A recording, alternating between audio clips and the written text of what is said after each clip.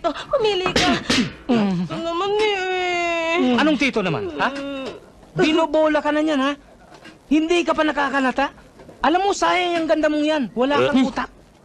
Kasi naman ho, Tito Clinton, Tito Bill, hindi naman ho kayo nagbabayad ng utang eh. Magbayad ho muna kayo na makautang ulit. Yan ang anak ko. Business-minded. Manang-mana sa akin. Magbabayad naman kami pag kumita kami malaki. Oo nga naman, Tiyo. Magbabayad naman sila eh. Minamahalas laang kami ngayong mga araw na ito. Ang ibig kong sabihin, Tito Bill, hindi nyo na ho kailangan umutang ng ulam. Dahil nakita ko kanina si Myra, ang daming pinamalengke. Siya nga pala, Tay. Nangyayarang muna ng kaserola at saka kaldero si Myra. Pwede ho ba natin siyang pairamin?